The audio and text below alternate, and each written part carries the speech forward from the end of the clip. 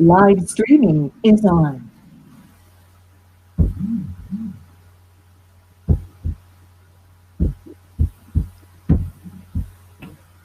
Buenas noches a todos los participantes del curso Periodismo de Migraciones. Hoy estamos nuevamente en una tertulia con un par de invitados de lujo. Esther Vargas nos acompaña como nuestra docente y Natalia León Salazar, que nos acompaña como invitada para resolver nuestras dudas, para tener un momento de charla entre todos los participantes y los que estamos presentes y resolver algunas cosas que ahí nos están inquietando sobre el fascinante mundo de las redes sociales, la conversación con audiencias, las narrativas creativas.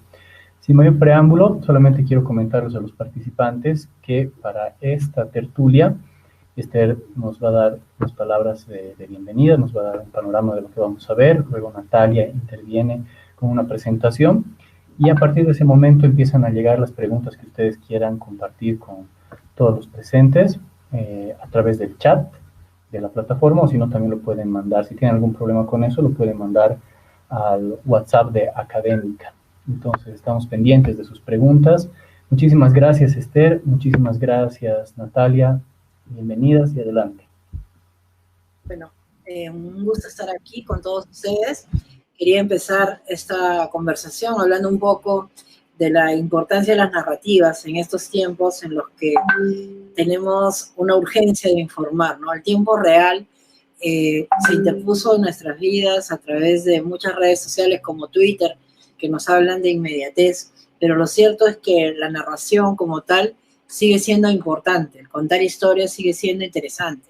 Sin embargo, los medios de comunicación tradicionales muchas veces se ven impedidos de hacer esa tarea con sus periodistas porque están apostando demasiado a la inmediatez, a lo viral. Entonces tenemos aquí medios de comunicación que informan de noticias que no necesariamente van a cambiar el día de las personas o van a contribuir a una buena causa o van a exponer un hecho, sino que están siguiendo tendencias, siguiendo cuestiones virales, y es un poco la sostenibilidad del medio de comunicación.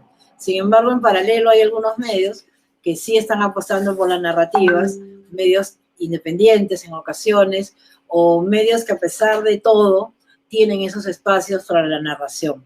No importa el formato, no importa si es en el impreso, si es en la web o si es en la radio, si es a través de un podcast o si es a través de un video, yo creo que las grandes historias siempre tienen espacio. Hoy día me hacían una pregunta de cuál es la extensión para una historia, ¿no? Yo creo y repito siempre que la historia te dice exactamente hasta dónde debe ser. Entonces, me gustaría a mí transmitir eso siempre a mis redactores. Bueno, cada vez tengo menos redactores en esta crisis de periodismo, pero cuando tengo la oportunidad es escribe lo que tengas que escribir. Una buena historia siempre se va a leer y eso nos lo demuestran las cifras que hoy manejamos en tiempo real gracias a Analytics, por ejemplo, ¿no? Entonces yo creo que una buena historia sí se lee, la gente sigue leyendo y de acuerdo a las últimas cifras de Comscore que he revisado hoy día, por ejemplo, tenemos que la gente está más conectada, ha bajado un poco la conexión por el tema de que de pronto ya se aburrieron de estar pegados a una computadora, pero esta etapa de confinamiento ha sido clave para que la gente se encuentre con historias, se encuentre con podcasts, se encuentre con videos, se encuentre con nuevas narrativas. La narrativa en sí, hablamos de una narrativa multimedia y transmedia. Yo quisiera hacer una breve descripción de cada una de ellas en base a los autores que citamos en este curso, ¿no? La narrativa multimedia es muy fácil de definir, en verdad. Tiene que ver con la cantidad de medios que yo utilizo para contar una historia. Por ejemplo, yo utilizo el audio, utilizo el video, utilizo una infografía, una ilustración, pero no significa que yo tengo que usar todos. Yo creo que es algo importante que hay que remarcar, es que para que una historia sea buena no tengo que usar todos los medios necesarios, no tengo que utilizar todo lo que en el libro dice o lo que en las pláticas se dice. Tengo que usar lo que realmente se necesita. Si quiero hablar de la contaminación auditiva, entonces posiblemente un podcast sea el mejor elemento y no necesariamente un video. La galería de fotos es un recurso buenísimo porque me da páginas vistas, pero no necesariamente me va a funcionar justamente si quiero hablar de la comunicación auditiva.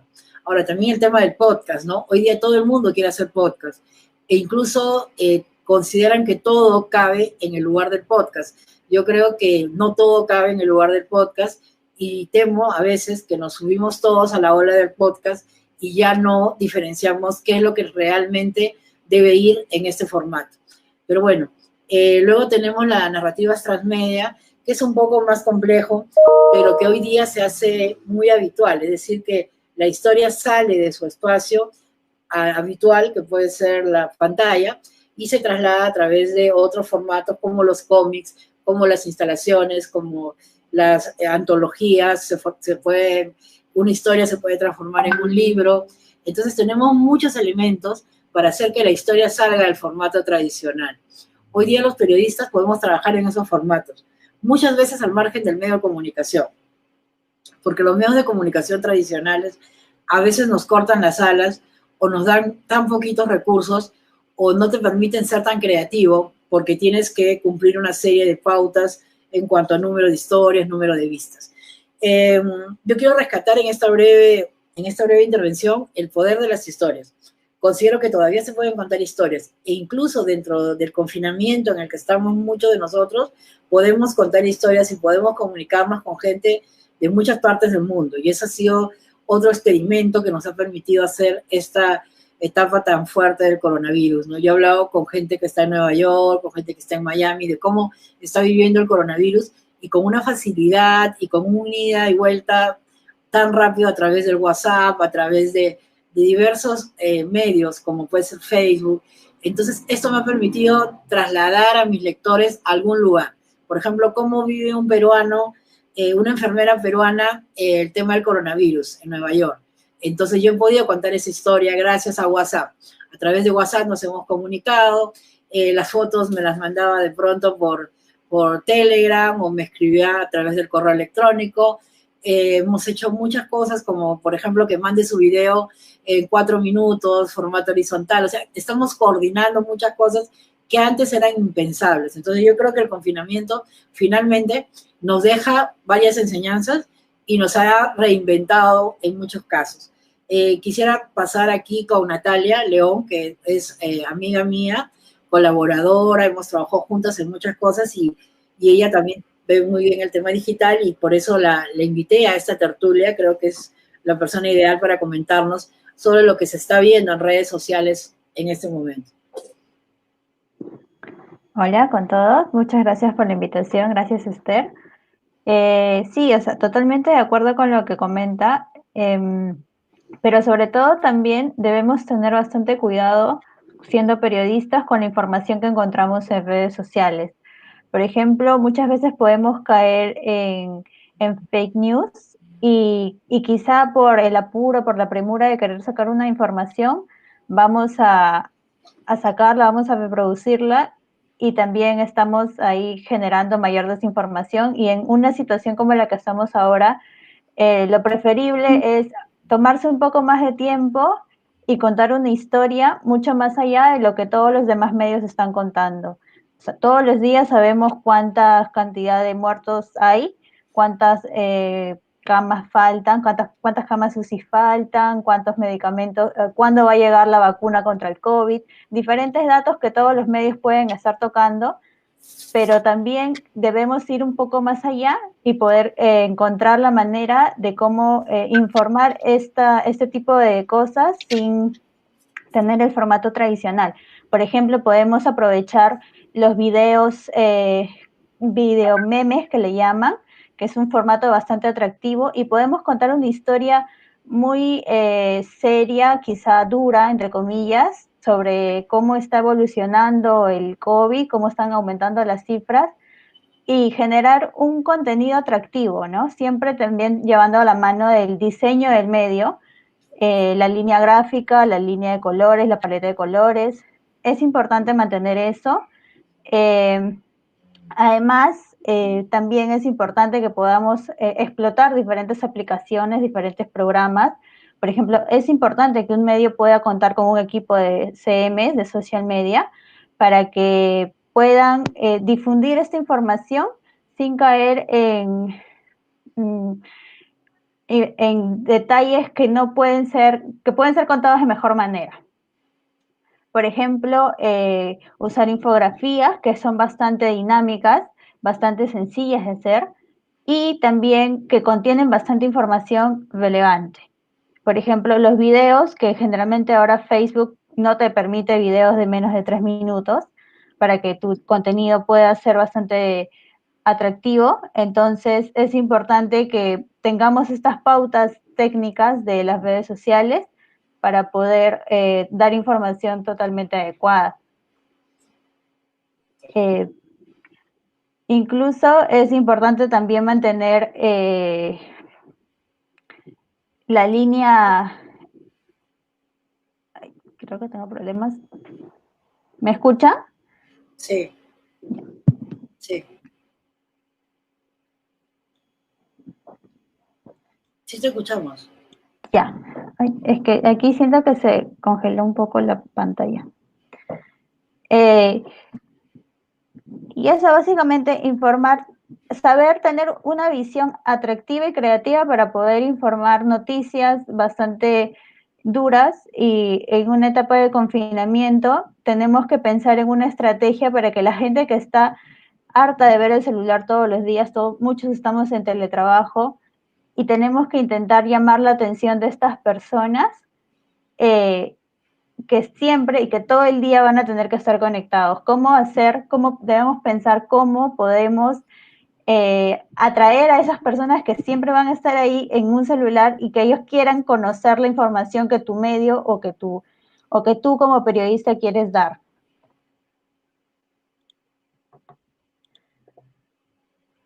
Y en esa línea yo quería agregar un poco el ejemplo de Pictoline, que está haciendo un gran trabajo ya desde hace buen tiempo con las gráficas, ¿no? Creo que las gráficas que hacen y que yo he incluido en este módulo son interesantes para tratar temas desde muy temas jocosos, como puede ser el Día del Gato, hasta temas importantes como es el tema de las migraciones.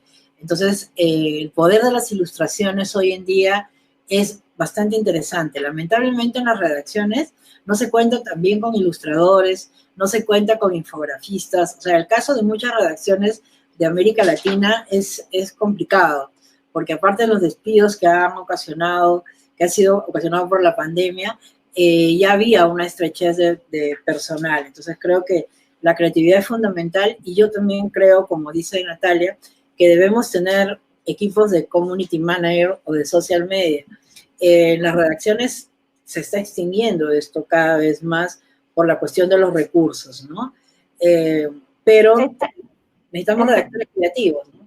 Claro, podemos también ahí agregar que lamentablemente los medios consideran que el CM es una persona que debe hacer todo, ¿no? Debe encargarse de postear las notas, de generar un contenido más atractivo, de diseñar, de estar pendiente de las tendencias, de contestar mensajes, hasta de crear notas que tienen que ver con lo que es internet, con tendencias, con tecnología. Entonces, es solo una persona o un par de personas que tienen más actividades que hacer, y eso creo que debería un poco cambiar, ¿no? Lamentablemente no hay tanto personal en los medios, o sea, sabemos que hay muchas personas que han perdido el trabajo, pero se está descuidando mucho.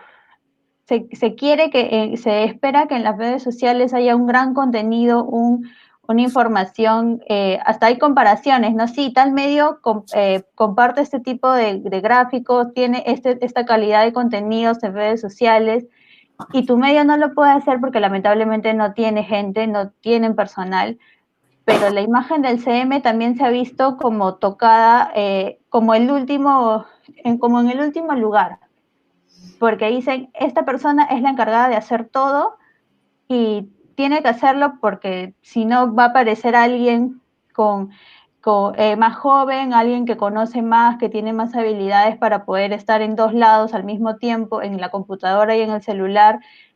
Entonces, sí hay un descuido de parte de los medios de comunicación también por ese lado. O si no, se considera que el CM no es exactamente un periodista, y sí lo es, o sea, debe ser una persona que conoce cómo funciona un medio, cómo, qué tipo de notas merecen tener mayor cobertura, qué tipo de notas pueden volverse a postear, con qué otro tipo de, por ejemplo, ven las tendencias y decir, se puede crear una nota o se puede entrevistar a una persona más sobre este tema y ahí se genera un contenido además. Ahora, algo que quería agregar también sobre esta crisis que encontramos hoy día, porque tenemos muchas ganas de narrar historias, pero la realidad es que nos encontramos ante esta situación en la que cada vez hay menos community manager. No sé si es necesario definir cuál es la tarea del community manager, pero es como el embajador de la marca, es la persona que va a llevar tu marca a las redes sociales, a los lectores, a las audiencias. Entonces el community manager maneja muchas herramientas digitales para conectar con las audiencias.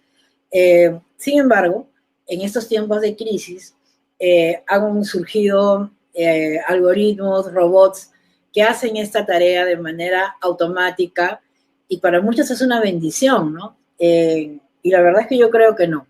Yo creo que el community manager es clave para dar creatividad a las publicaciones, para leer los comentarios de la gente, para conversar con las audiencias o saber realmente lo que está pasando con las audiencias. Yo estoy trabajando a veces con un robot y la verdad es que cuando estoy con este robot no me entero de nada, o sea, simplemente yo publico y publico porque no me dan las manos para ver lo que está haciendo el robot. Y el robot a veces se equivoca, ¿no? Y de pronto saco una nota del 2013 y luego se dan cuenta cuando surge un problema, un escándalo. Entonces yo creo que en estos momentos, si bien es cierto que hay medios de comunicación que están trabajando con robots para la creación de notas, como está ocurriendo en el Washington Post, por ejemplo, creo que hay cosas que sí se pueden generar a través de los robots, como puede ser una nota deportiva de fútbol respecto a cuántos goles metió un equipo de fútbol. Pero en el trabajo creativo yo creo que las personas no son reemplazables. Y por eso considero que los periodistas tienen que trabajar de la mano con sus community managers para poder vender mejor esa historia. Porque esa historia no solamente la estamos vendiendo en Twitter y en Facebook, sino también en Instagram, que es un lugar que viene creciendo con mucha más fuerza y que demanda la creatividad del community manager. Porque yo como redactora o como editora, yo no puedo hacer una gráfica en Adobe, no puedo hacer una cosa espectacular porque no es mi trabajo, porque no me he especializado en eso. Y por más que hay muchas aplicaciones en el teléfono, lo ideal sería que se mantenga la misma línea gráfica, el logo y todo eso. Entonces, para conectar realmente con la audiencia, mi gráfica tiene que ser audaz, tiene que ser buena, tiene que ser interesante. Y para eso están los community managers. Entonces, yo hago una historia y el community me ayuda a venderla, me ayuda a promocionarla, me ayuda a que mucha más gente la lea. Por eso que creo que los community managers tienen razón de ser en las redacciones y que tienen que ser periodistas para que entiendan de qué estamos hablando. Pero lamentablemente los tiempos de crisis han hecho que a veces los reemplacen por robots. Confío en que en algún momento se den cuenta de esto. Y además de eso, el poder de las historias, ¿no? Porque si las historias no se leen, realmente no tienen mucho sentido. Yo creo que todos queremos que nuestras historias se lean.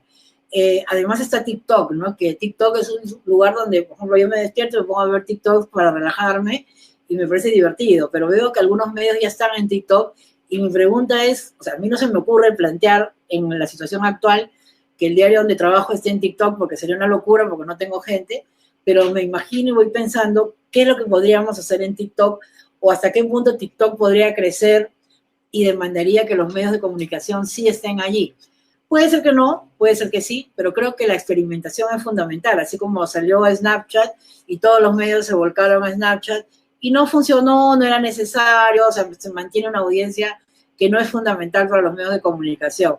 Pero creo que esto de probar de qué va TikTok es importante para las personas que están en las narrativas y que están en la creatividad, en este asunto de ser creativos a pesar de la adversidad que tenemos, que es poca gente, pocos recursos, periodistas despedidos y situaciones de ignorancia también, más todos los prejuicios que rodean a los periodistas en sí y a los medios de comunicación, ¿no? Hablamos de redacciones donde hay xenofobia, donde hay homofobia, donde hay transfobia y sobre todo donde hay un desconocimiento tremendo sobre cómo abordar este tipo de temas. Por eso que me parece muy importante este curso, porque estamos abordando no solamente cómo contar las cosas, sino también el hecho de cómo evitar ciertos prejuicios que anulan una historia.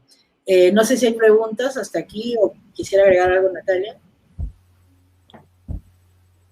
En la Bueno, parte, adelante. en lo que comenta sobre la xenofobia, sí me parece importante mencionar que los medios de comunicación también exageran mucho con querer mostrar qué nacionalidad tuvo una persona, ¿no? Delincuente, y ponen la nacionalidad, o delincuente extranjero. O sea, es querer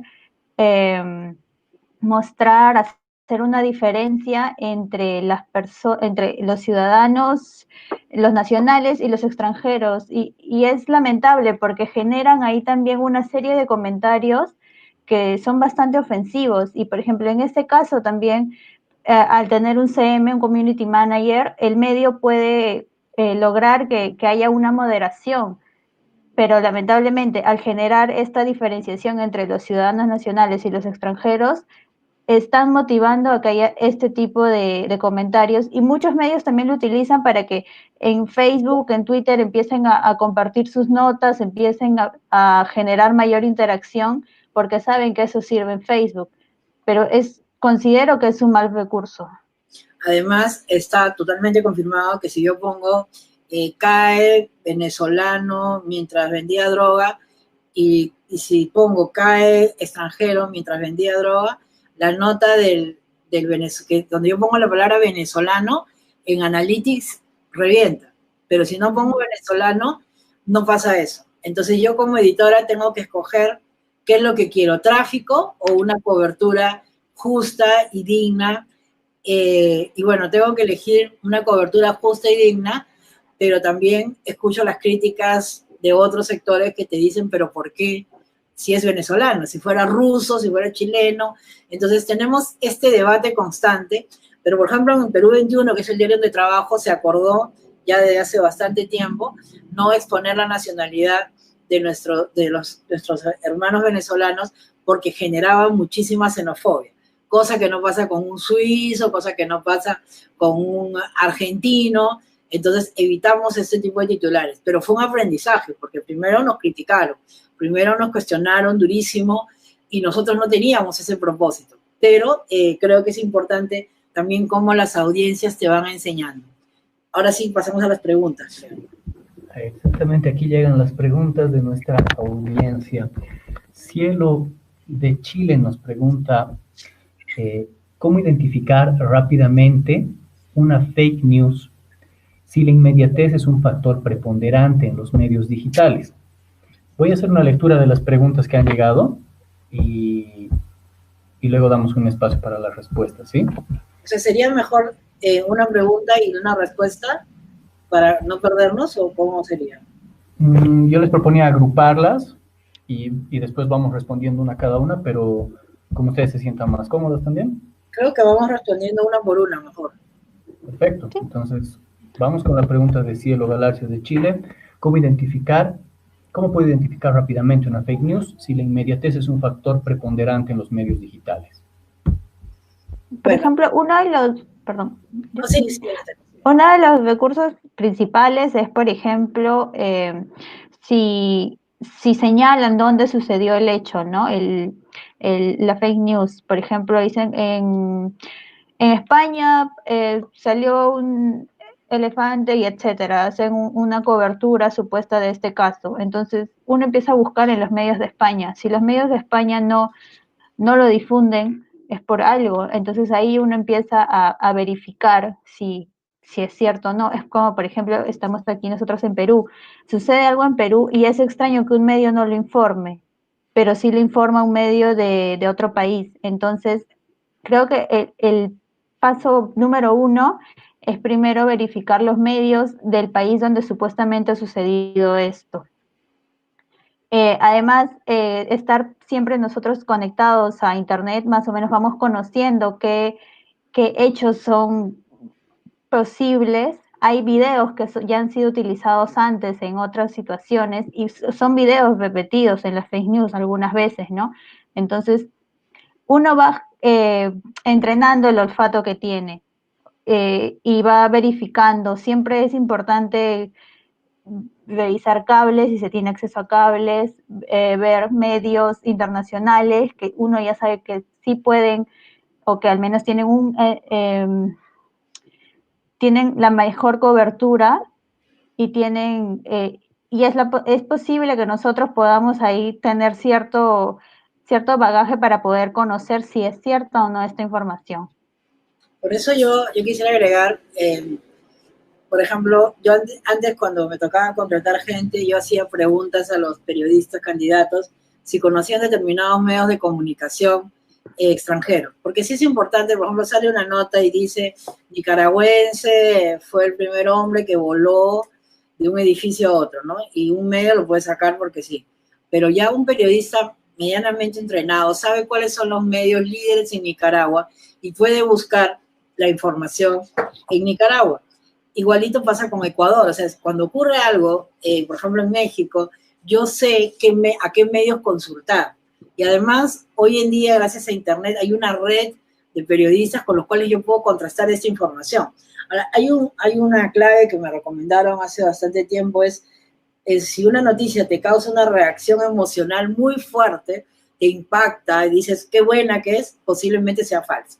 Porque es tan perfecta que dirías, esto tiene que ser verdad. Es como la clásica historia que siempre cuento porque me dediqué a rastrearla, porque tenía mucho tiempo, que era la del hombre más guapo del mundo, ¿no? Que decían que el hombre más guapo del mundo había sido expulsado de algún país árabe y buscaba, por supuesto que no, todos los medios tenían la misma información. Y creo que esa es una señal, o sea, revisabas El Mundo, ABC, el Universal de México, los diarios peruanos, chilenos, todos tenían la misma información, era el mismo sujeto, la misma foto, todo era muy, muy extraño. Y buscando la fuente original me llevaba a un diario argentino y en general el rastreo de fuentes no me llevaba a nada. Luego encontré la fuente original, que era un diario árabe, efectivamente, pero no había sido así. Uno, que no era el hombre más guapo del mundo. Dos, que eso es subjetivo, ¿no? Totalmente subjetivo. Pero aparte de eso, el medio informaba en árabe, y que se puede traducir hoy día gracias a Google, informaba que este señor había sido intervenido porque estaba bailando en un horario inadecuado, en un hotel, por ejemplo, ¿no? Y esa era la información. Ahora, este señor, el hombre más bello del mundo, hizo dinero y se convirtió en modelo, aprovechando toda esta bulla mediática que tuvo. Pero esa nota era falsa y permaneció durante muchísimo tiempo en todos los medios de comunicación. Así como el modelo más guapo del mundo, tenemos notas de la hermosa más bella del mundo, el profesor de matemáticas más guapo del mundo, y una serie de datos que tú los puedes verificar fácilmente haciendo un mapeo en los medios de comunicación. Además de eso, es importante que te fijes en todos los detalles, ¿no? Enlaces, fotos, videos, por ahí hay muchas notas que circulan y cuando abres el video no te lleva a nada. Entonces uno tiene ya el poder de determinar eso. Sí estamos ante una situación de fake news, pero por ejemplo, si me encuentro con un tema de salud, hay que recurrir a las fuentes oficiales, a la OMS, e incluso no me debo guiar por un medio de comunicación en español cuando la información proviene de Estados Unidos o de Inglaterra. Debería buscar la fuente original. Si no manejo ningún idioma, buscar ayuda de Google o de algún colega que sí la maneje, pero nada es mejor que contrastar la fuente original. Y realmente encuentras la información. A mí me pasó con el caso de los gatos, de un tigre que tenía coronavirus en un zoológico y salió la información que tigres de Nueva York estaban con coronavirus. Yo hice el rastreo de fuentes y llegué a la página del zoológico de Nueva York, donde había una especie de reporte donde contaban los detalles de qué es lo que había pasado, ¿no? Y qué tipo de enfermedad tenían los tigres, que efectivamente era un tipo de coronavirus, pero no era, el tigre no se estaba muriendo, estaba muy focalizada la cosa, y de hecho se ha confirmado que en algunos felinos se puede desarrollar esta enfermedad. Se sabe que uno de los cuidadores parece que le contagió al tigre, pero la información era bastante sobria y no era tan escandalosa como la presentaron algunos medios de comunicación. Entonces, ¿qué cosa teníamos que hacer? Llegar a la fuente, y la fuente era el zoológico de Nueva York. Ese trabajo lo hice exactamente yo, uno porque amo los gatos, y estaba aterrada y quería saber si era cierto eso que estaban diciendo, porque luego de la noticia de que los tigres de Nueva York tenían coronavirus, empezaron a surgir noticias de que los gatos tenían coronavirus y se armó todo un lío en internet, en las redes sociales. Entonces, buscando información, se llega. Ese trabajo puede implicar un tiempo, pero es necesario porque tú das mucha mejor información a tus audiencias. ¿Preguntas? Bien, nos escribe Ana Cristina Basantes de Ecuador. Nos dice, cuando realizamos contenidos multimedia, ¿qué podemos hacer para generar interacción con nuestras audiencias y que nuestro producto multimedia no se quede solo en una publicación? Ahí pues, Natalia, tú, el tema de republicarlo, moverlo. Claro, sí.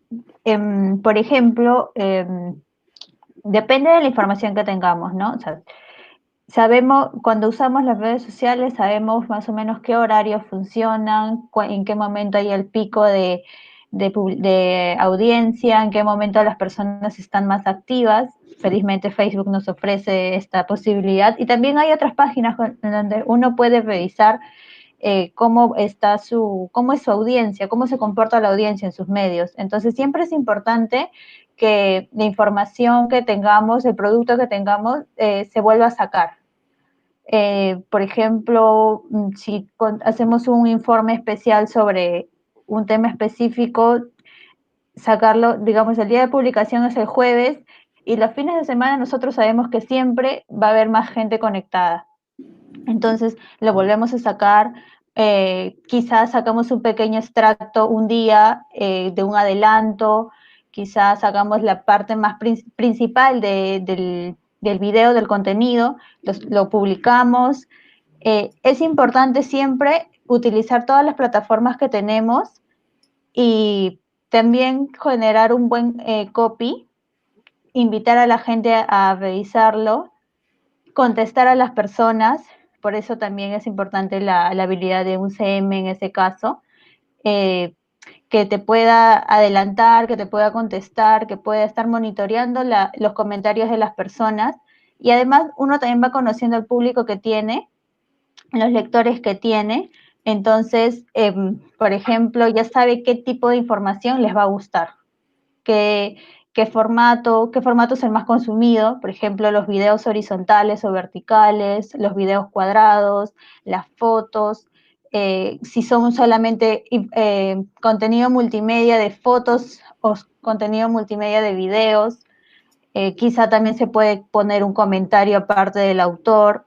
Es importante siempre tener en cuenta qué le gusta a la gente que consume nuestros contenidos, para poder generar en base a ello los siguientes productos. Es bastante importante también conocer, como mencioné, la audiencia, en qué momentos ellos están más conectados, para que nosotros volvamos a sacar la publicación. Un aspecto importante también que yo quería destacar es cómo a veces nosotros tenemos una gran historia multimedia y no la comparte ni el autor, ni el editor, ni el colaborador, ni el fotógrafo, ni nadie. Yo creo que los primeros promotores de nuestros artículos somos nosotros mismos. Si nosotros hacemos algo genial, creo que debemos compartirlo en nuestras redes sociales. Hay muchos estudios que se han hecho en los últimos años que demuestran que un artículo que es compartido por un periodista tiene más impacto que cuando es compartido por el medio de comunicación. Y en realidad, más que impacto, yo diría que la palabra clave sería credibilidad. Porque yo le digo a mis lectores, mira, yo he escrito esto y tú lo debes leer. Entonces creo que es importante comprometer. El compromiso es clave. Y es algo que nos falta a todos. Ahora, a veces no es el tema de la falta de compromiso, a veces es el pudor, ¿no? Que tenemos vergüenza de compartir un contenido porque la gente va a decir, yo he hecho esto, se cree lo máximo, o ¿por qué tendría que leer yo algo suyo? La verdad es que yo creo que hay que vencer ese tipo de temores y hay que promover nuestras notas y también las notas de nuestros colegas.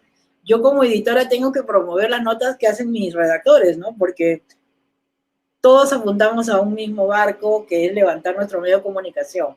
Entonces, además de todo lo que nos dice Natalia, nosotros tenemos que promover esto. Cuando yo a veces he llegado a dictar cursos y pregunto, ya esta publicación, ¿cuántos likes tiene? Tiene 2. ¿Y cuántas personas participaron en el proyecto? 10. Y, o sea, solamente 2 le dieron like, ni siquiera lo compartieron. Entonces, creo que es importante el compromiso, no solamente del community, sino también de los que hacen este producto para que llegue a muchas más personas. ¿Preguntas?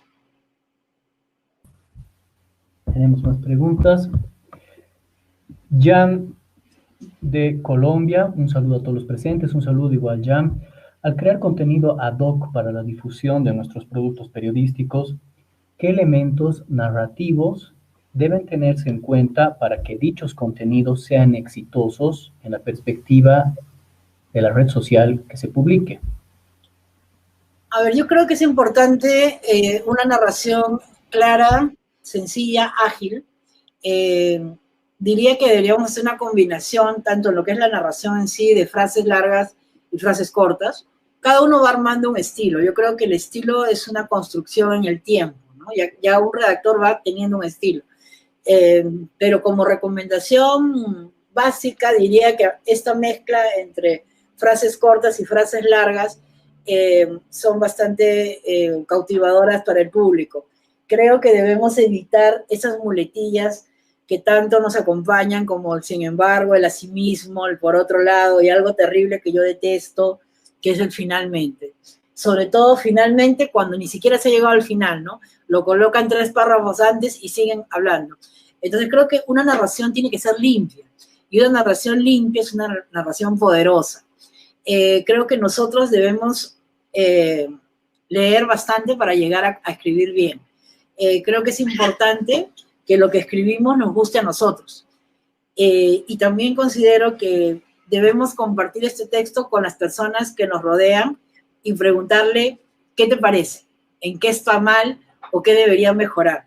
Yo creo que a veces los periodistas tenemos miedo o no tenemos la humildad suficiente para preguntar cómo está mi texto. Y yo tengo un montón de defectos, pero si hay algo que sí tengo es humildad. Entonces, cada vez que escribo un texto, suelo pasarle a algunas personas como a Natalia, le paso mi texto y le digo, ¿qué te parece? Como Natalia es bastante dura en sus críticas, me saca la mugre, ¿no? Como decimos en Lima. Me critica duramente y yo retomo mi texto y lo arreglo y lo voy arreglando. Y así, ¿no? Yo no tengo ningún problema. Yo tengo más de 20 años de experiencia y Natalia posiblemente tenga 8. Es mucho más joven que yo. De hecho, yo he sido su profesora y todo. Pero yo no tengo problema en que ella me critique duramente mi texto, que he hecho con tanto cariño, pero que me lo destroce está bien, porque yo lo vuelvo a escribir y seguro que el resultado es mejor. Creo que un gran problema que tenemos los periodistas es que no damos a leer nuestro texto. Lo guardamos, se lo pasamos al editor porque es nuestra obligación y ya está. Y el editor lo corrige apurado y sale cualquier cosa. Entonces creo que es importante pasarle al amigo, al otro amigo, y ya tú te vas dando cuenta quién te critica bien y quién te critica, no te critica porque te quiere mucho, ¿no? O sea, yo tengo amigas a las que les paso y dicen, está lindo, le digo, no, dime qué está mal, o sea, yo quiero críticas, quiero que me digan, esto no me gusta por esta razón, no lo comprendo, no lo entiendo, o eres muy cursi, o cosas así que, por ejemplo, en este caso Natalia me dice bastante, y claro, a veces no me quiere corregir mis textos, ¿no? Aprovecho para quejarme, pero sí siento que es necesario para mí, con toda la experiencia que yo tengo, que alguien lea mis textos. Y que alguien que no sea del trabajo necesariamente, porque la gente en el trabajo está corriendo, ¿no? Pero siempre hay un amigo, alguien que sabe leer, que lee bastante y que te puede ayudar. Entonces creo que el mejor consejo sería que no tengas miedo a que tu texto sea leído por otro y que ese otro lo disfrute o lo critique y te ayude a construirlo mejor. Esa sería mi respuesta. Súper, Esther. Seguimos entonces con algunas preguntas. El tiempo nos empieza a apretar, entonces les voy a pedir a nuestras invitadas que seamos un poquito más ágiles con el manejo del tiempo, nada más. Esther Mamani nos está preguntando si recomiendan que nosotros seamos nuestros propios community managers. A veces es muy No es muy creíble cuando publicitamos nuestro propio trabajo. Dicen que el panadero siempre habla bien de su pan. Voy a sumar una pregunta más a la de Esther. ¿Ya? Arnold de Perú nos dice, quisiera preguntar por el uso de hashtag en Facebook. ¿Cuántos hay que usar por post? ¿Es verdad que su uso excesivo afecta el rendimiento del post? A ver, yo respondo la primera pregunta. Yo creo que no sería ideal que yo sea el propio community manager de mi nota porque no me da tiempo, porque no es lo mío, porque lo mío es escribir, pero a veces las circunstancias obligan, ¿no? Yo soy editora, pero a veces me ha tocado publicar en redes sociales con las limitaciones que tengo porque no soy community manager, pero sí creo que todos tenemos que estar listos para eso y tenemos que hacer que ese pan esté siempre rico para poder venderlo o moverlo a todos lados. Entonces no tenemos que tener miedo de nuestro producto, creo que tenemos que tener la convicción de hacerlo bien y de moverlo en las redes sociales si es que nos toca eso, ¿no? No es lo ideal, no es lo ideal que yo me encargue de las redes sociales y que también me encargue del texto y que también me encargue de las fotos y el video, ¿no? No es lo ideal, pero si ocurre, tengo que hacerlo lo mejor posible y tengo que promocionarlo y tengo que decirle a mis colegas, a mi familia, oye, yo he escrito esto, léelo, si te gusta, compártelo. Sobre lo del hashtag, Natalia me puede dar más alcances. Sí, sobre lo del hashtag es importante sí usarlos, pero nunca es bueno abusar de ellos. Por ejemplo, en el caso de Twitter es súper importante porque siempre es esa tendencia. En este caso nos preguntan sobre Facebook. Generalmente Facebook no te da mucho alcance con los hashtags. Los hashtags siempre van a ser muy útiles en Instagram y en Twitter. En Facebook generalmente no. Primero porque la gente lee poco. Cuando ve un texto lleno de hashtags, lleno de líneas, máximo te van a leer 2 líneas o una línea y media. Y llenarlo de hashtags es perder una oportunidad de poder promocionar tu contenido. Puedes tener un copy mucho más atractivo y por ahí un hashtag que sea tendencia o que consideres que puede ser la tendencia del momento. Y eso básicamente, porque los hashtags y las tendencias van a cambiar por horas. Tú pones un hashtag y a los 40 minutos ya no está. En Facebook se pierde bastante porque lo importante ahí son las fotos, los videos. La gente es muy visual. En Facebook la gente no va a leer mucho. Entonces es recomendable no usarlos y si en caso se quiere usar, bueno, usar el más importante, ¿no? Bien, Eso. otra pregunta. Muchas gracias, Natalia. Vamos a compartir nuevamente 2 preguntas. Ana Paola nos pregunta, ¿qué prácticas o herramientas recomiendan para medir la efectividad de las acciones que implementamos a nivel de narrativas? Y María José de Luca de Ecuador nos pregunta, pues primero nos comenta, creo que ahora hay tantas cosas maravillosas a nivel de multimedios que a veces es un poco frustrante y hasta genera un poco de temor. ¿Qué más se puede hacer a nivel de podcast? ¿Qué narrativas nuevas podríamos presentar? ¿Cómo podríamos interactuar de manera más creativa con las audiencias? Bien. Sobre el segundo tema, yo quisiera decir que tenemos que hacer como una indagación de qué se está haciendo en el terreno de los podcasts, porque me da la impresión que todos están haciendo lo que pueden y tengo la sospecha que todos entienden que los podcasts son programas de radio y no son programas de radio. Yo no hago podcast, por ejemplo, pero escucho mucho podcast desde hace un tiempo, desde que descubrí, bueno, Radio Ambulante lo sigo hace tiempo, pero he descubierto nuevos sitios y me gusta bastante. Pero creo que el éxito del podcast está en el sentido coloquial, en esta cercanía que puede haber con la audiencia. Pero ya tenemos a bastantes personas haciendo eso. Entonces, la pregunta sería, ¿cómo lograr este impacto? Yo considero, y esto es una cosa que no es la fórmula porque nadie la tiene, pero considero que múltiples voces sobre un tema podrían ayudar a hacer atractivo un podcast. O sea, que no sea solamente mi podcast, sino sea el podcast de 3 personas que cuentan una historia, se me ocurre que podría funcionar. Creo que hay que elegir bien la temática y hay que tener el temperamento para hacer los podcasts, ¿no? Porque creo que todos no estamos hechos para hacer podcasts. Yo no creo que mi perfil sea para hacer podcast, prefiero escribir, pero siento que hay colegas que lo tienen, ¿no? Y que tienen muy buena entonación, que tienen esa facilidad de palabra y de enganchar a la gente. Sobre el segundo punto de cómo medir el éxito de las historias, pues nosotros medimos el éxito de las historias a través de diversas herramientas. La más importante es Google Analytics, que me permite tener una data pormenorizada de cómo se lee mi historia, a través de qué dispositivos. También usamos algunas herramientas de pago como Charlie, en el caso de la empresa donde trabajo. Tenemos las estadísticas que te da Facebook, las estadísticas que te da Twitter, gratuitas. Tenemos las estadísticas que te da el mismo Instagram.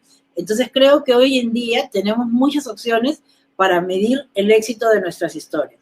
Lo que pasa es que no las vemos, uno, y a veces no queremos creer en eso, ¿no? Entonces yo considero que es importante dar una mirada constante al analítico. O sea, yo me siento todas las tardes a trabajar y el Google Analytics es lo primero que enciendo para ver y darme cuenta lo que la gente está leyendo, que lamentablemente no es lo que yo quisiera que la gente esté leyendo, pero veo lo que la gente lo está haciendo. Entonces creo que Analytics es clave, es fundamental. Ahora, si ustedes tienen un medio de nicho, la satisfacción puede ser mejor, ¿no? Porque saben que la gente está leyendo contenido valioso que ustedes han creado, que han hecho de repente 4 notas al mes, pero las están leyendo. Cuando tienes un medio generalista, la gente posiblemente esté leyendo farándula, mientras que tus historias de vida, tus historias edificantes, no las están leyendo. Entonces creo que hay diferencias, pero sí las herramientas que nos da Analytics y las redes sociales nos ayudan a orientarnos bastante. Bien, tenemos más preguntas. Jorge Rizic de Chile nos pregunta, ¿cómo manejar a los haters cuando el tema, por ejemplo, de migrantes venezolanos es un tema tan sensible? Y voy a sumar una pregunta más, si me permiten. Laura nos pregunta, ¿cómo entrenarse en hacer buenos copies? Me parece difícil porque encuentro gente muy creativa, pero no es algo tan común. A ver, yo respondo a la primera. Bueno, yo creo que lo primero, pelear con la gente en redes sociales es un ejercicio inútil. Creo que no tiene mayor relevancia discutir, pero sí aclarar, ¿no? Si cometemos un error, es importante aclararlo, pero si no estamos cometiendo ningún error y la gente nos está insultando porque nos está insultando, quizás podemos publicar algo como, este periódico rechaza los ataques xenofóbicos o los comentarios xenofóbicos, y se acabó. Porque darle vuelta al asunto y seguir haciendo vueltas de esto no tiene mayor sentido. Es decir, la gente que odia a los venezolanos la va a seguir odiando, publique o no publique yo notas en el periódico. Esa gente siempre va a estar ahí. Entonces yo creo que acá el tema está en dar la vuelta a la página y educar.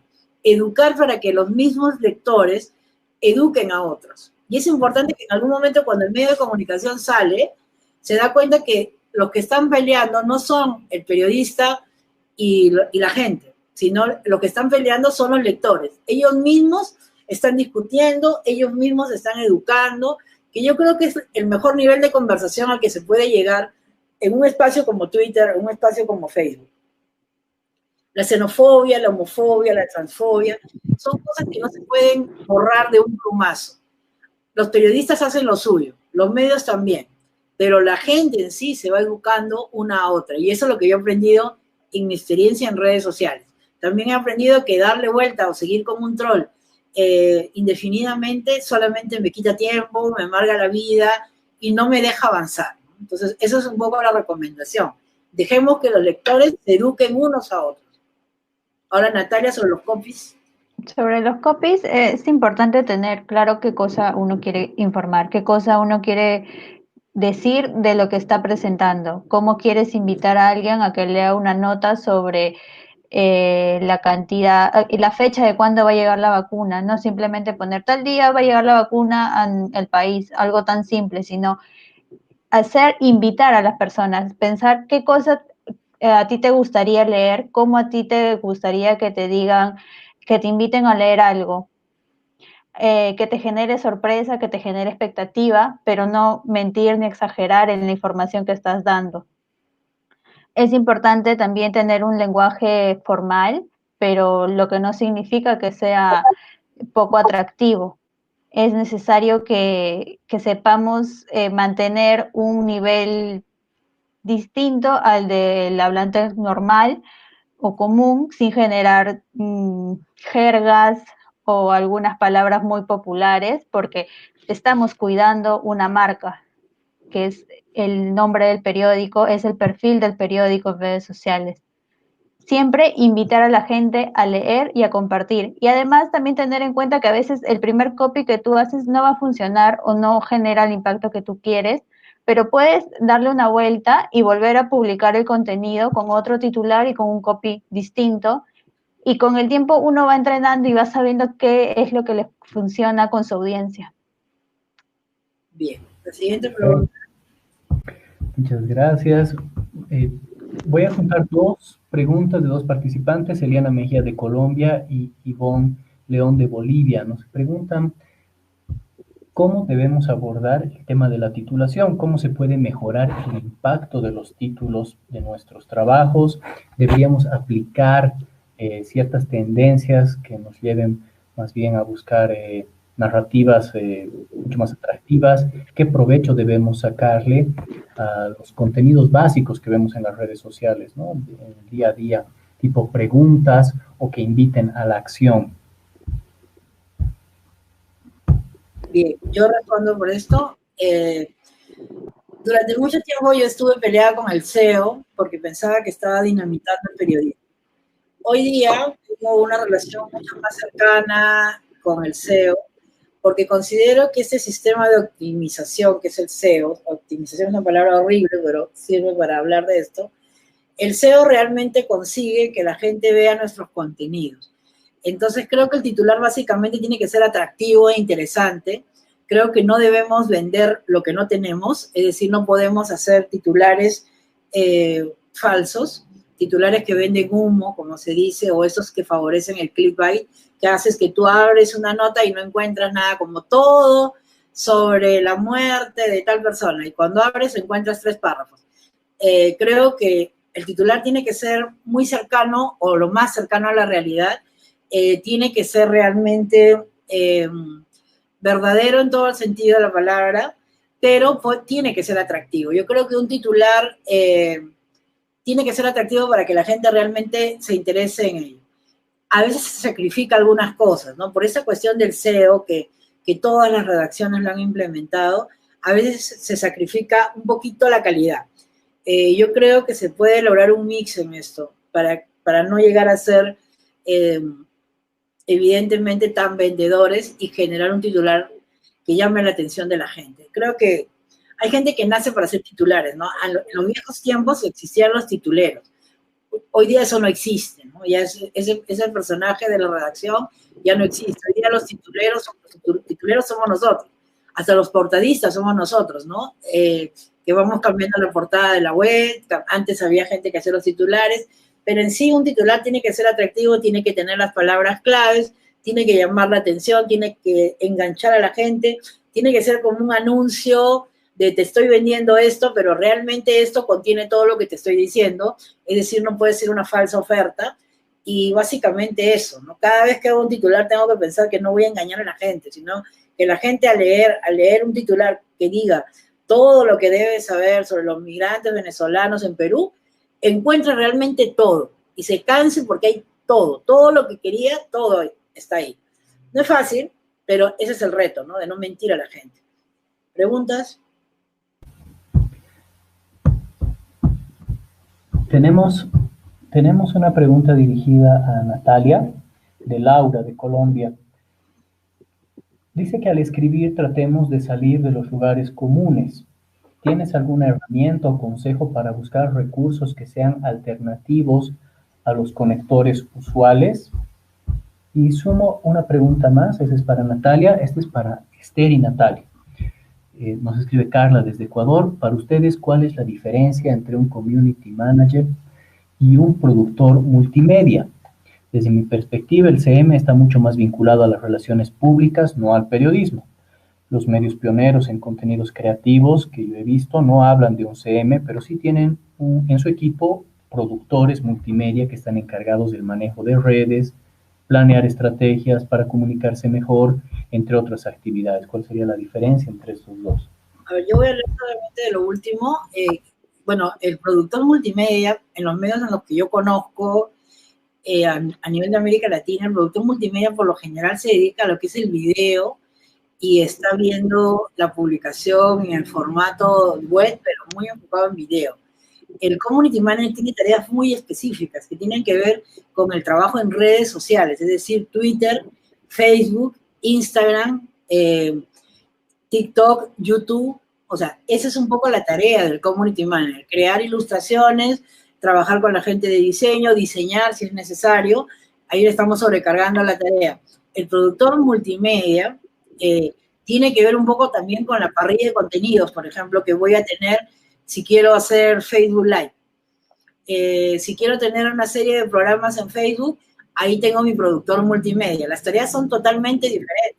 Es posible que el productor multimedia sepa coordinar la llegada de un invitado, sepa coordinar los temas que están candentes, sepa cómo lanzar el Facebook Live, pero no tiene de pronto la información que tiene el community sobre los horarios de mayor tráfico, sobre cómo sería la mejor forma de anunciarlo en Instagram, sobre cómo anunciarlo en Twitter. Entonces son tareas totalmente diferentes. Ahora, cada medio elige sus nombres, a veces sus nombres para identificar a cada personaje, ¿no? Por ejemplo, en mi caso, yo soy editora multiplataforma. Antes era editora web, antes era editora de audiencias. Prácticamente es lo mismo, pero me han cambiado de nombre en los últimos años así, ¿no? Y hago casi las mismas tareas. Entonces creo que más allá de los conceptos, tenemos que tener claro que un productor produce un programa, un productor produce un espacio, produce un Facebook Live donde se realizan programas o una intervención en YouTube. Y el community sí se dedica minuciosamente a cada red social. Eso es lo que tendría que decir yo. En el caso del community en medios, considero que es importante que sea un periodista porque sabe cómo funciona el diario, sabe cómo se produce una noticia y aparte que, como dice Esther también, el productor multimedia es una persona muy ligada a lo que es video, a la creación, al procedimiento. El CM está muy conectado a lo que son las redes sociales, sabe los horarios, sabe las tendencias, sabe qué opina la gente, o quiénes son las personas que más interactúan con ellos, quiénes hacen más retweet.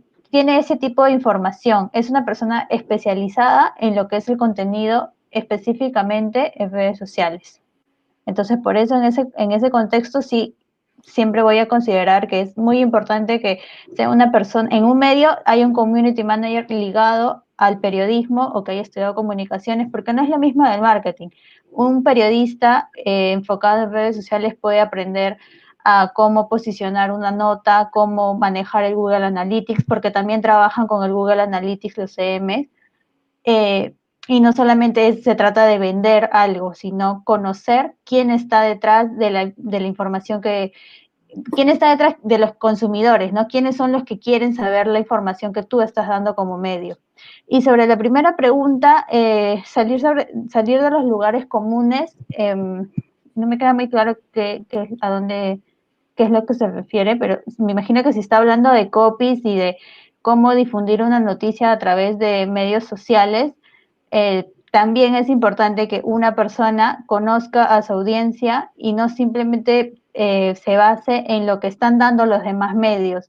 Uno como CM o como encargado de ver las redes sociales también va viendo cómo es la competencia, qué tipo de información tienen ellos y nosotros saber qué otro contenido podemos ofrecer en base a eso. Todos te van a informar de lo mismo, tú estás viendo las tendencias porque estás pendiente de lo que está hablando la gente en Twitter, en Instagram, en Facebook, y puedes generar o puedes sugerir a un redactor, este tema se puede explayar, podemos entrevistar a alguien, un especialista puede comentar sobre esto, y entonces se puede generar un contenido distinto. Ahora, es posible que el tema de los lugares comunes en los copy tenga que ver con las palabras, estas frases hechas que nosotros usamos a diario. Una clásica es como se sabe o como ya se informó y mucha gente no está al tanto de eso. Creo que esta situación revela una falta de léxico, ¿no? No tenemos de pronto las herramientas adecuadas para construir un texto porque no leemos lo suficiente. Yo creo que la base de una persona que aspira a escribir bien es leer. Si no leemos, no lo vamos a conseguir. Entonces, la mejor manera de eliminar esas frases hechas, esas frases cliché de nuestra cabeza, es leyendo. Seguimos con algunas preguntas. Paula Rodríguez nos dice, pensando en transmedia, ¿cuáles pudieran ser los formatos más efectivos y atractivos para contar historias de la migración venezolana? ¿Han podido detectar algunos más enganchadores que otros dentro de las audiencias que manejan en su medio? Bien, a mí en lo particular, yo no he visto grandes trabajos en Perú sobre esto. Sí lo he visto en Colombia, que justamente comentaba el trabajo que ganó el premio Gabo, donde se hace un especial multimedia sobre la migración en 3 países, de los venezolanos en 3 países.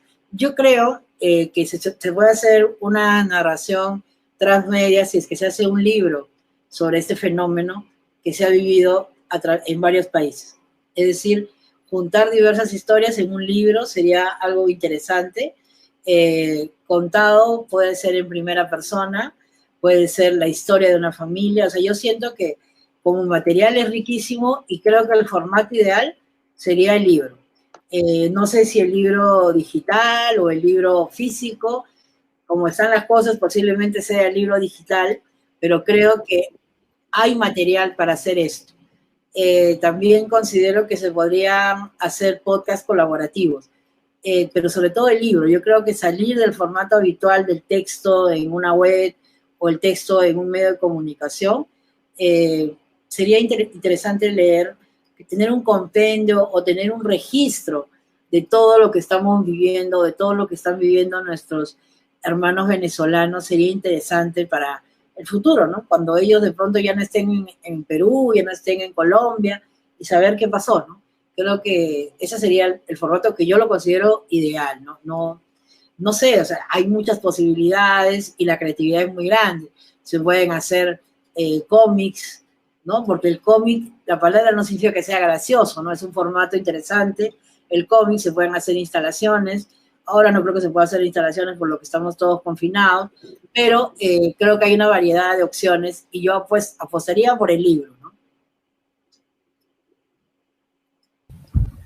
Bien, voy a leer algunos comentarios y algunas preguntas más que nos han llegado.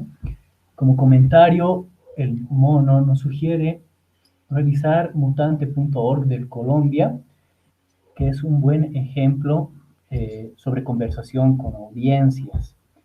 También nos comenta que es un buen momento para dejar de hablar del CM y pasar a hablar de gestores de comunidad que lee y escucha a su comunidad.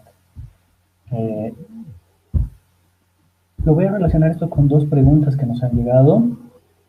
Cielo Galarcio de Chile nos pregunta: ¿cómo se desarrolla el instinto de editor y del narrador multimedia y transmedia? Y Santiago Espinosa, de Bolivia, nos pregunta qué medios de América Latina nos podrían recomendar que tengan buenos ejemplos de nuevas narrativas. Bueno, a ver, ¿cómo nos inspiramos, digamos, para construir historias o para desarrollar este espíritu narrativo? Yo creo que tiene que ver mucho con la lectura y la profundidad que nosotros damos a esta revisión de artículos constantes. Es decir, yo como periodista no me puedo quedar solamente en mi medio de comunicación, ni siquiera en un medio de comunicación en español, sino que tengo que ver otras cosas que se están haciendo en el mundo. Si bien es cierto que yo no tengo la capacidad de hacer una narrativa como la del New York Times por la cantidad de recursos que tiene el New York Times, pero algo de eso podría inspirarme a contar una historia.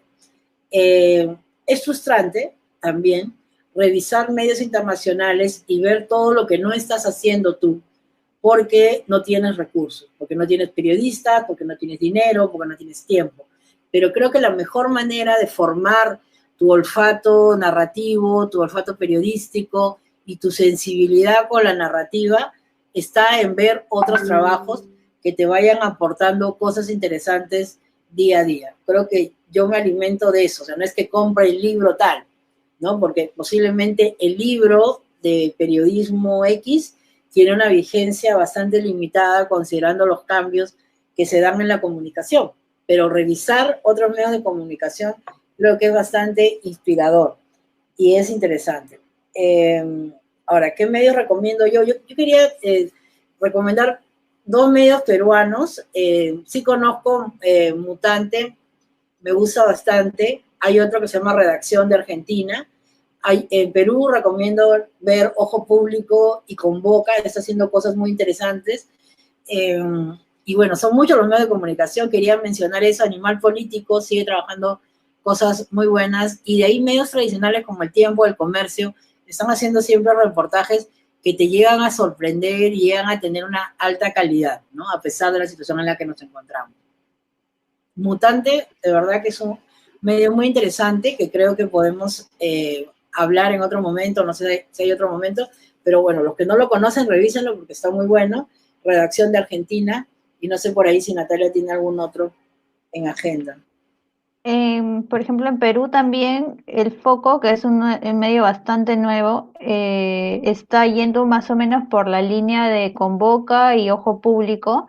Es un periodismo de investigación, pero con bastante material gráfico. Aún están viendo el tema multimedia, que son videos, pero es un formato bastante atractivo y con información interesante.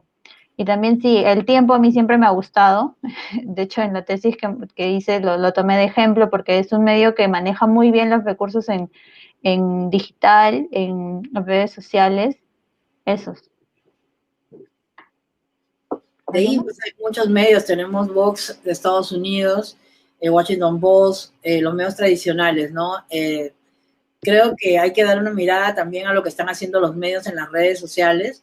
Hay cosas bastante interesantes en ese sentido, y hay medios que están apostando también por el boletín, ¿no? Solamente por los newsletters también es otro formato interesante.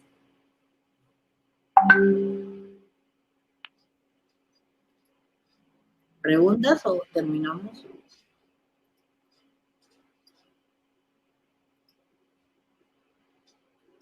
Hola.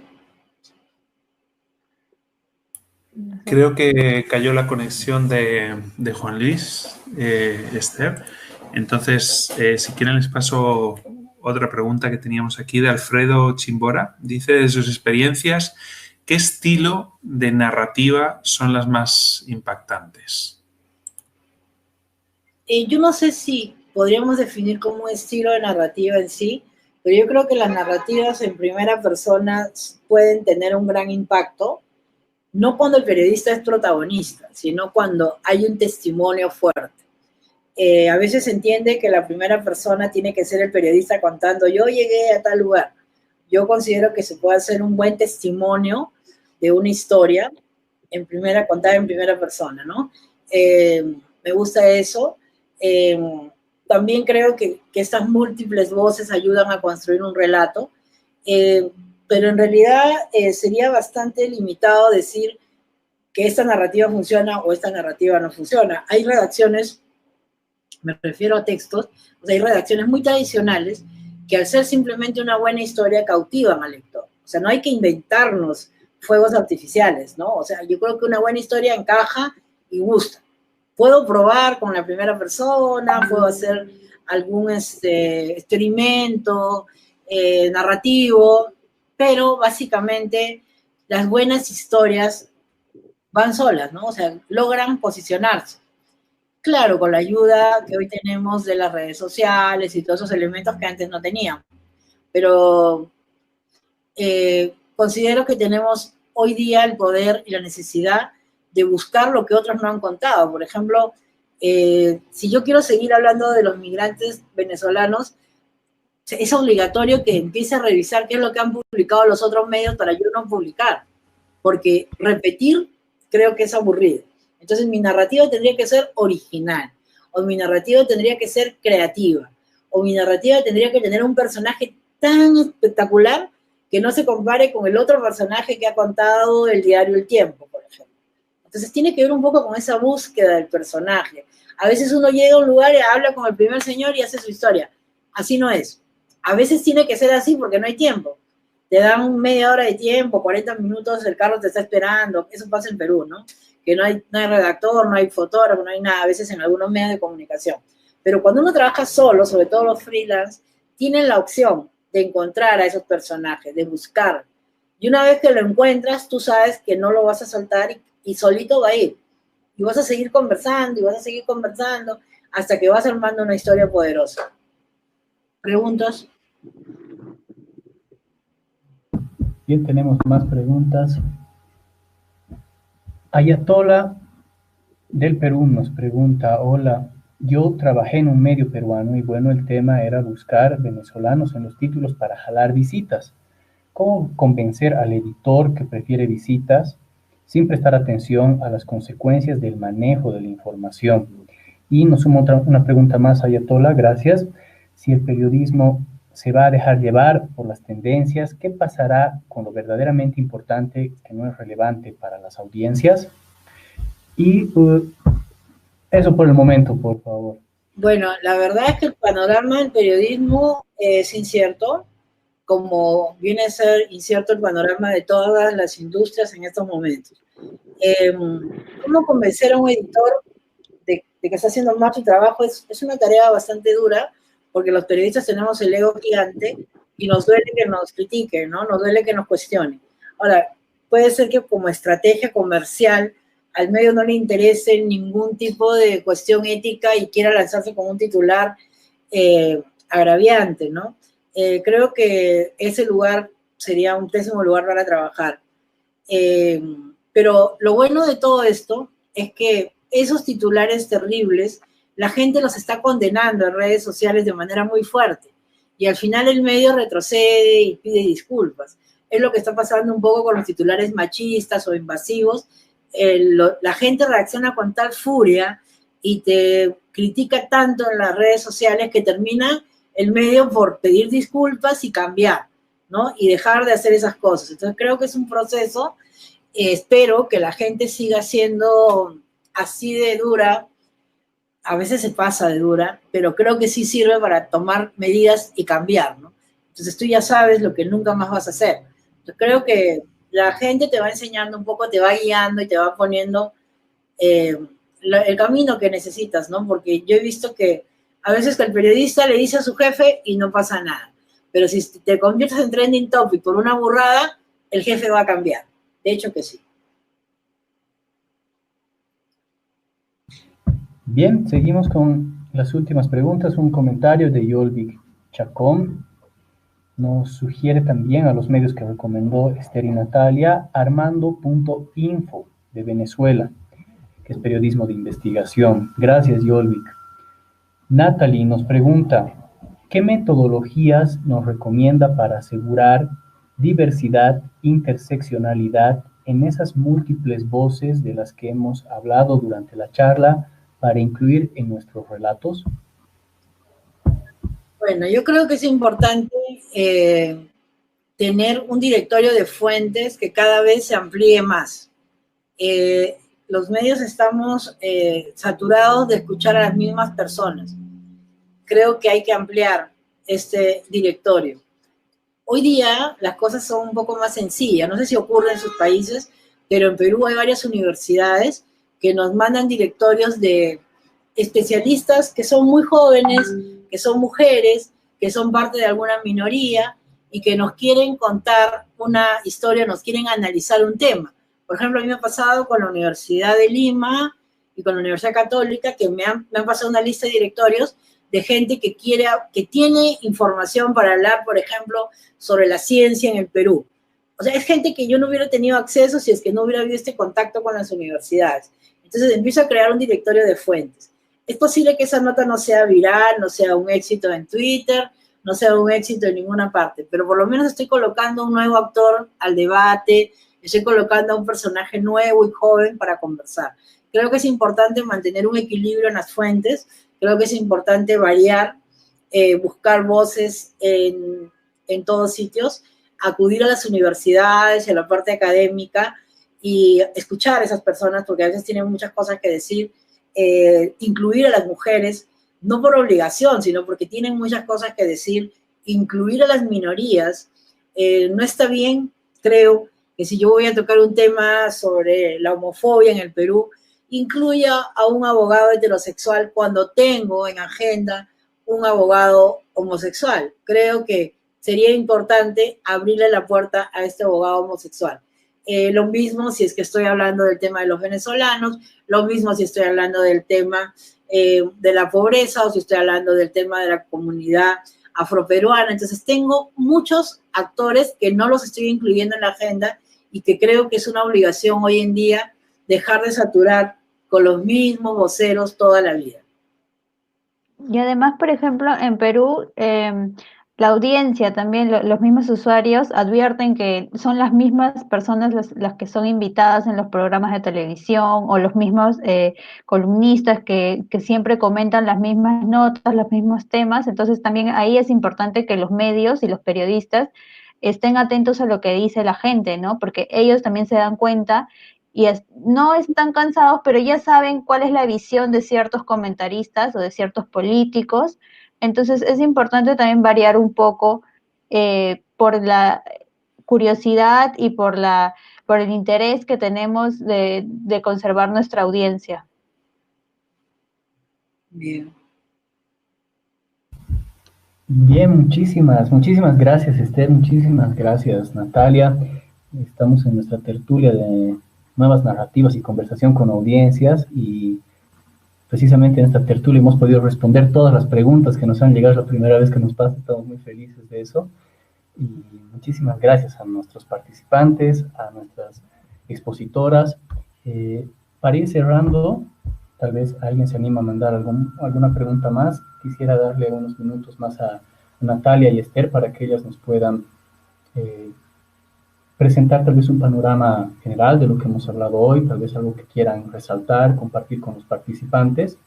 Y lo sumo a esta última pregunta, por favor, de Karen Gil. Nos dice nos pregunta, ¿es recomendable pagar publicidad de Facebook para promocionar un reportaje? Con esa última pregunta nos vamos con sus cierres y conclusiones, Esther, Natalia. Bueno, yo no tengo ningún problema en considerar la publicidad pagada de Facebook o Instagram. Considero que es importante, como cualquier medio publicitario. Puede recurrir a la publicidad.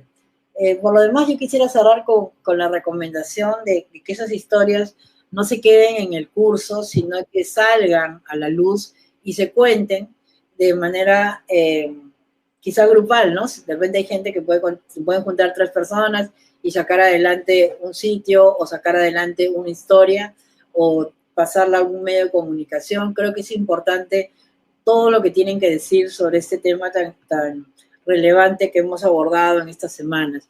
El formato no importa, pero creo que ustedes ya tienen las herramientas para trabajar y sobre todo la necesidad de saber por qué es importante contar estas historias que a veces los medios de comunicación tradicionales no están contando. Natalia. En el caso de la publicidad, sí es importante usarla cuando se quiere llegar a un mayor alcance, pero también a veces se tiene el problema de cuando trabajas en un medio, que el medio no está preocupado en invertir en publicidad para que el contenido de redes sociales sobresalga, ¿no? Ahí tenemos un pequeño problema, pero si es tu medio propio, es tu página propia, sí es importante que tú puedas invertir y ahí empezar a generar un nicho orgánico, hacerte conocido, tener tus fans, tener tus comentarios, invitar a la gente, que tu audiencia crezca. No es malo, es bastante, facilita bastante. Y como conclusión, yo considero que también no debemos tenerle miedo a las nuevas herramientas que nos ofrece lo digital.